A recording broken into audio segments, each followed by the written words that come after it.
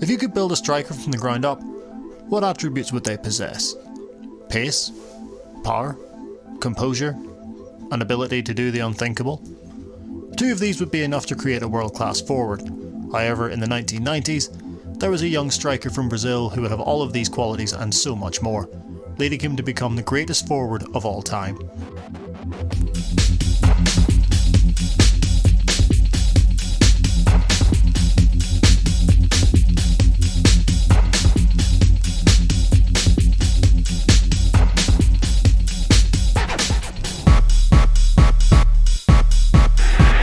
For himself, Ronaldo shot! Pick that out.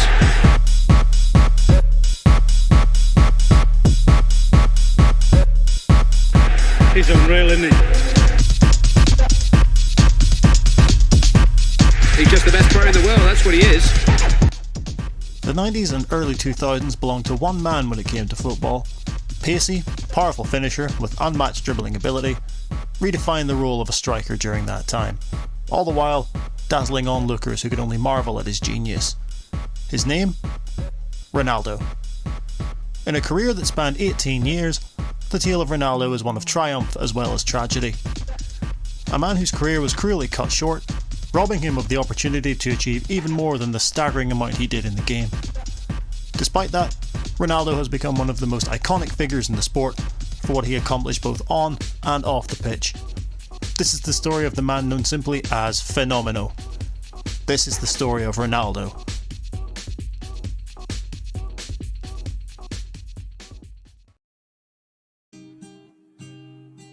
Born in Rio de Janeiro in 1976, Ronaldo Luis Nazario de Lima grew up in a suburb of the city, Bento Ribeiro, alongside his two siblings. After his parents separated at age 11, Ronaldo would drop out of school to pursue a career in football. During this time, he would join his local futsal team, Valkyrie, and it is here that his reputation would begin to grow. With word of his talent spreading throughout the region, he was invited to play for the Social Ramos futsal team at the age of 12. He led the City Youth League in scoring, netting 166 goals in his first season. Ronaldo has said that he credits futsal for developing his skills, and that he considers it his first love. In 1991, lower league Brazilian side São Cristóvão offered Ronaldo his first opportunity to break into the game, as Rio's top clubs refused to pay his bus fare to come for a trial. Initially signed for their youth side, it didn't take long for his talent to shine through. He scored 44 goals in under 2 years for São Cristóvão, ensuring that his time there would be short-lived. At the age of just 16, he was attracting the attention of some of the nation's biggest clubs. While many thought he would sign for one of the Rio-based sides, Ronaldo surprised many by moving to Cruzeiro, 340 kilometers away from Rio. In December of 1992, Ronaldo, aged just 16, found himself at one of Brazil's most successful clubs, with a reputation that seemed nearly impossible to live up to.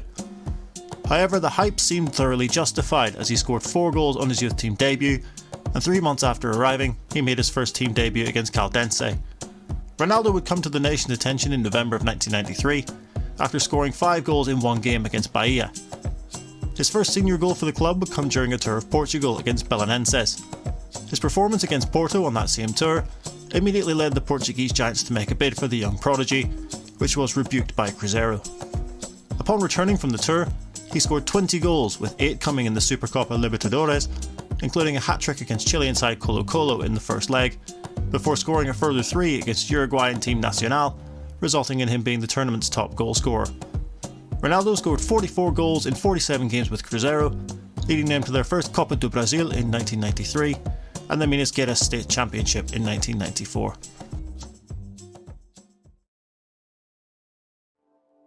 The year of 1994 would turn out to be pivotal in the development of Ronaldo. Not only did he help his club win silverware that year, his performances were enough to earn him his international debut that same year in a friendly against Argentina. His first senior international goal came 2 months later in a 3-0 friendly against Iceland. In the summer of 1994, a 17-year-old Ronaldo was selected by Carlos Alberto Parreira to represent Brazil at the World Cup finals in America.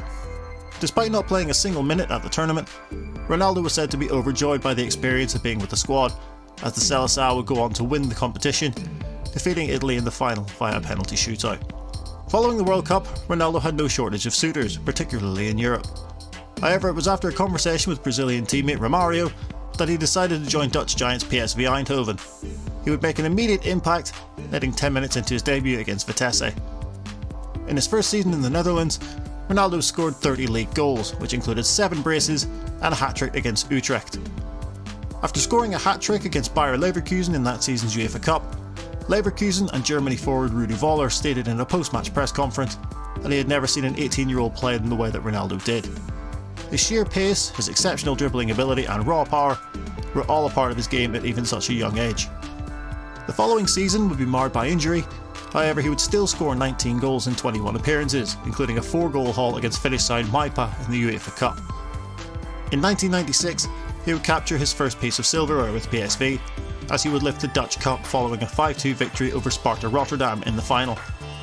In his 2 seasons at the Philips Stadion, Ronaldo had scored a total of 54 goals in 57 games in all competitions, all before the age of 20.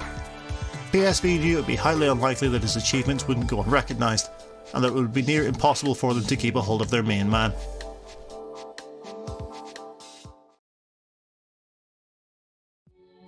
It was little surprise that the club the size of Barcelona won the race for his signature in the summer of 1996, with the Catalans breaking the world transfer record to land the Brazilian, spending the equivalent of £13.2 million in today's money. Then Barca manager Bobby Robson claimed that he had never seen a player at 20 years old have so much ability. Ronaldo had become such a household name at this stage of his young career that he signed a 10-year contract and lifetime endorsement deal with Nike worth $180 million. During the 1996-97 season, Ronaldo scored 47 goals in 49 games in all competitions, helping the Catalan giants to domestic success by winning both the Copa del Rey and the Supercopa de España. Not only did Barca win trophies domestically, but on the continent as well, as Ronaldo led them to a UEFA Cup Winners' Cup triumph, scoring the winning goal in a 1-0 victory over PSG at the Feyenoord Stadium, his 5th goal of the competition. Arguably his most well-known goal in a Barcelona shirt came against SD Compostela on the 11th of October 1996. Having received the ball inside his own half, he evaded a tackle from an opposition player with a drag back before running away from another and ran towards the goal, going past 2 more defenders in the box with close ball control before finishing into the bottom corner of the net. The camera then cut to manager Robson, who had got up off the bench and put his hands on his head in sheer disbelief at what he had just seen. As well as the 3 trophies he'd helped lead Barcelona to throughout the season, there were individual honours as well, winning La Liga's top scorer with 34 goals in 37 games, as well as the European Golden Shoe. However, the jewel in the crown of his achievement that season would have been the 1996 FIFA World Player of the Year trophy. At just 20 years old, he was, and still remains, the youngest recipient of the Ballon d'Or. Despite his outstanding form on the pitch as well as being settled in Barcelona, his time there would only last a single season due to a breakdown in contract negotiations. It would be Inter Milan that would pay his £27 million release fee, making Ronaldo only the 2nd player in history, behind Diego Maradona, to have broken the world transfer record twice. He signed a 5-year deal with the Nerazzurri and was unveiled to 4,000 fans at their training ground. Just as he had done at every one of his previous clubs, Ronaldo hit the ground running and finished his first season in Italy with 25 Serie A goals and was named the league's Player of the Year. Accolades were never that far away when Ronaldo was concerned, as would prove to be the case throughout 1997. Once again, Ronaldo would be crowned FIFA World Player of the Year, lifting the Ballon d'Or for the 2nd time in as many years. His sublime individual goal in Inter's 3-0 victory over Lazio helped them clinch the 1998 UEFA Cup, his 2nd piece of European silverware. It was during this time at Inter that Ronaldo adapted his game to that of a complete forward. Always a prolific goalscorer, he was now adding assists to his game, as well as scoring a number of free kicks and penalties. It was this outstanding form and goal-scoring prowess that led to his selection for his 2nd World Cup in 1998. Whereas he was merely a bystander 4 years previously, this time he would be the main man, and the hopes and dreams of a nation would lie squarely on his shoulders. Brazil arrived in France as the undeniable tournament favourites. As reigning world champions, they were seen as the team to beat and immediately stamped their authority on the tournament.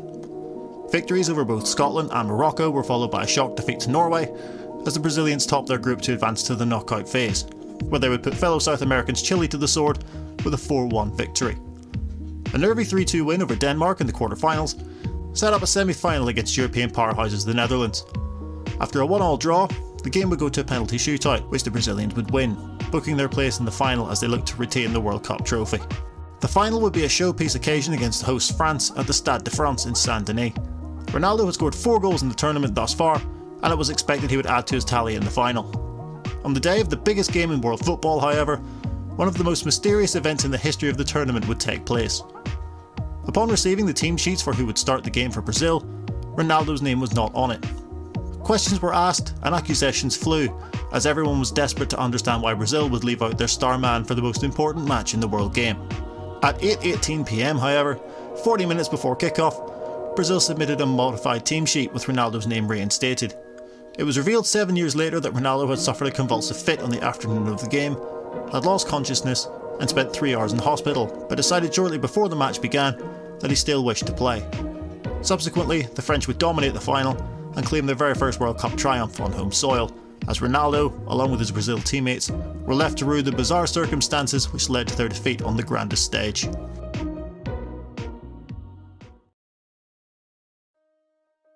Upon his return to Milan following the World Cup, Ronaldo was appointed club captain and continued his rich vein of goal-scoring form, scoring 15 goals in 28 games in all competitions during the 1998-99 season.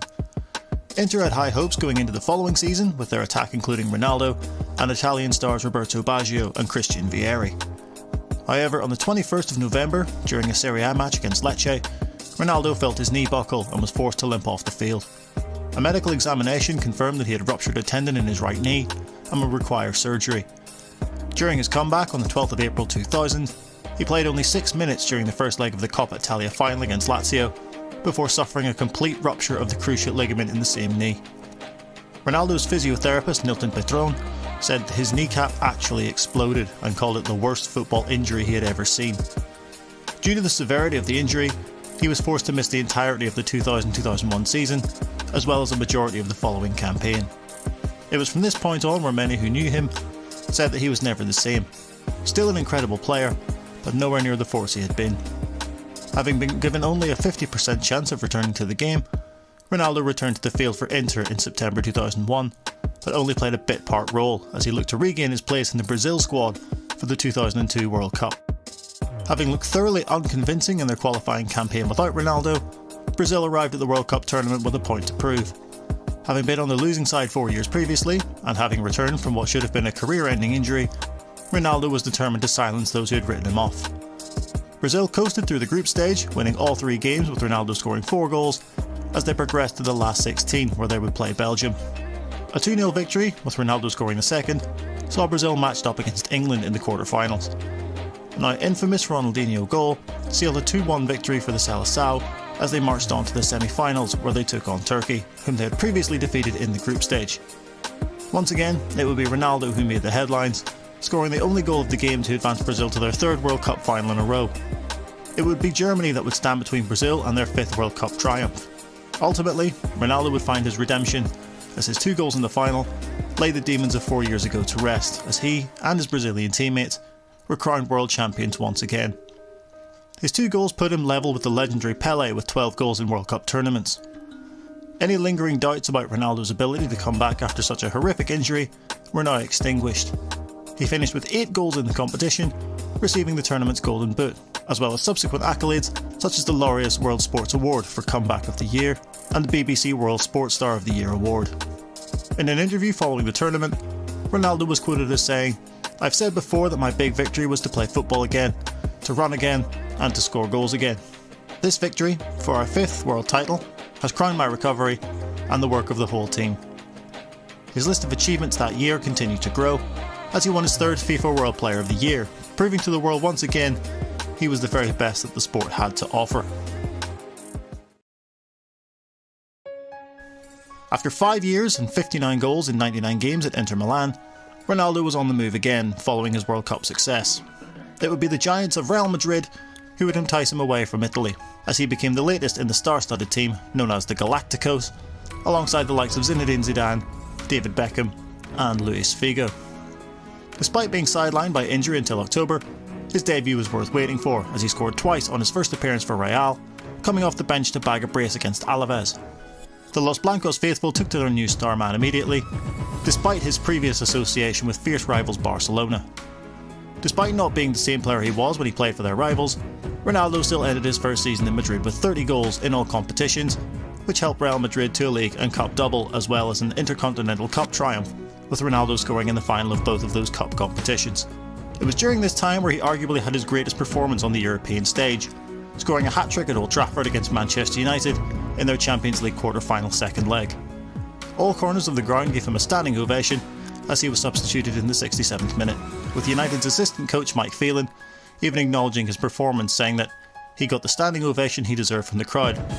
That's the first time I really felt a special player was out on a football field. I don't think there was anybody in the stadium who didn't stand up, and I count myself in that as the opposition coach. You just understand when you see quality. The following season, 2003-04, Real were on track for a treble until an injury forced Ronaldo out of action. They would lose in the Copa del Rey final, be knocked out of the Champions League against eventual winners Monaco, and suffered a huge dip in league form. Their only real highlight of a disappointing season was a victory over eternal rivals Barcelona at the Nou Camp for the first time in 20 years, as Ronaldo scored the second goal in a 2-1 victory against his former club. His final 2 seasons in Madrid saw his playtime dwindle. Due to injuries and problems with his weight, along with the signing of new forward Ruud van Nistelrooy, he fell out of favour with then manager Fabio Capello. In 2007, after 4.5 years in Madrid, Ronaldo had racked up over a century of goals, 104 to be precise, becoming only the 5th foreigner to achieve that feat in the history of the club at that time. Despite questions surrounding his fitness, Ronaldo was selected to play in his 4th World Cup tournament in 2006 in Germany, as Brazil looked to retain their status as world champions.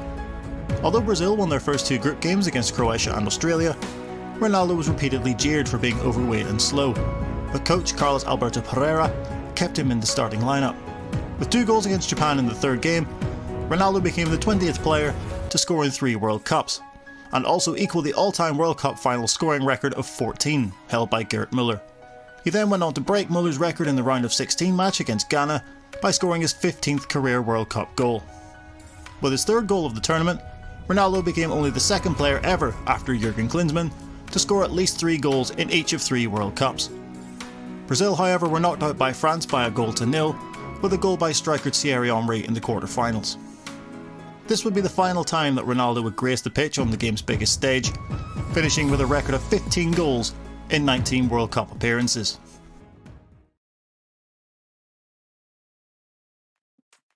Halfway through the 2006-2007 season, Ronaldo would return to Italy. However, this time, he would be lining up in the red and black of his former club's bitter rivals AC Milan. Departing Real Madrid, having been the club's leading goalscorer for all 4 full seasons, Ronaldo thanked everyone except former coach Capello. "I would like to thank the fans who've supported me all the time, and thank all the teammates that I've had there, and all the coaches I've had, except one." Capello, who dropped him due to weight issues, commented, "I wish him the best of luck in doing what he used to do, which is being a great player." Wearing the number 99 jersey, he made his debut as a substitute on the 11th of February 2007 in the 2-1 victory over Livorno. The next game at Siena on the 17th of February, Ronaldo scored twice and assisted a 3rd goal on his first start for the Rossoneri as they won by 4-3. In his first season, Ronaldo scored 7 goals in 14 appearances. Despite finishing a disappointing 4th in the Serie A table and losing in the semi-finals of the Coppa Italia, Milan progressed through to the final of the Champions League that season, where they would play Liverpool in a repeat of the infamous 2005 final. In a cruel twist of fate, Ronaldo wasn't eligible to play in the game, as he had already played for Real Madrid earlier on in the tournament. Milan would go on to avenge their 2005 defeat, lifting their 7th European Cup. However, there would be no medal for Ronaldo. Despite tremendous success throughout his career, the Champions League was the only major trophy that would elude him, with the closest he would get to winning it being in 2003, where Real Madrid lost in the semi-finals to Juventus. The following season saw Ronaldo score 2 goals in 6 Serie A games until the 13th of February 2008 in a match against Livorno. He would once again be put out of action for over a year as he ruptured the patellar ligament in his left knee, the same injury that had occurred during his time at Inter, except this time in the opposite knee. As he was stretchered from the pitch in tears, many thought this would finally be the end of his stellar career, considering how difficult it was for him to return to the game after the first instance of this injury 6 years prior.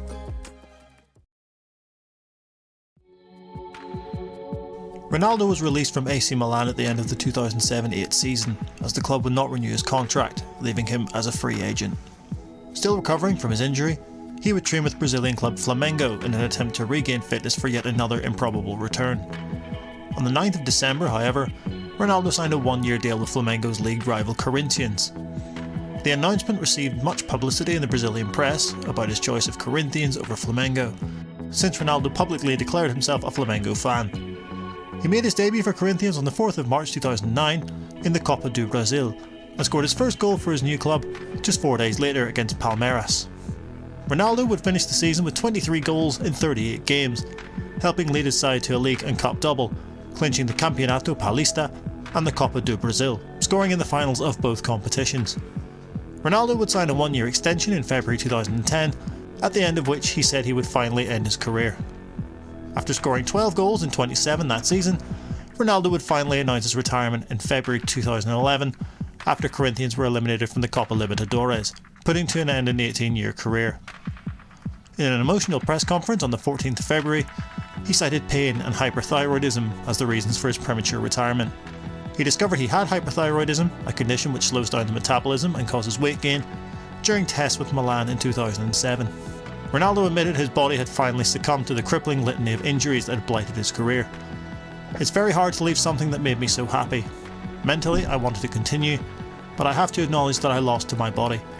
The head wants to go on, but the body can't take any more. I think of an action, but I can't do it the way I want to. It's time to go." Despite his retirement from the sport, it was announced that he would be given one more game for the Brazilian national team in the friendly against Romania on the 7th of June 2011, 5 years after his last appearance for the national side.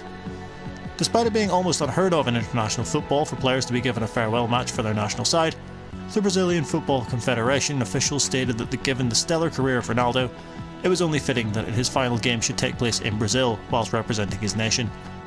Introduced after 30 minutes, Ronaldo played the remainder of the first half before making a farewell speech to those in attendance at half-time.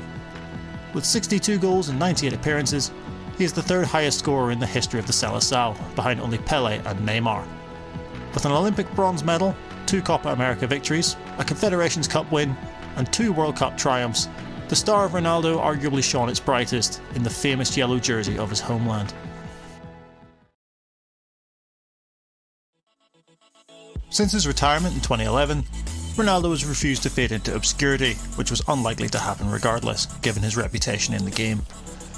He has launched a number of ventures, including a sports marketing company alongside former UFC middleweight champion Anderson Silva, as well as being the co-owner of A1 Team Brazil, alongside former F1 driver Emerson Fittipaldi. He has also stayed in the realms of football, having been a minority owner of the Fort Lauderdale Strikers in the NASL in 2014, as well as opening a number of youth football schools, the Ronaldo Academy, throughout the world. In September 2018, Ronaldo became the majority owner of Spanish club Real Valladolid after buying a 51% controlling stake in the club for €30 million. In December 2021, Ronaldo also bought a controlling stake in his boyhood club Cruzeiro. Investing $70 million in the club, Ronaldo stated he wants to give back to Cruzeiro and take them where they deserve to be. Despite having retired from the game over a decade ago, his impression on the sport continues to grow year after year.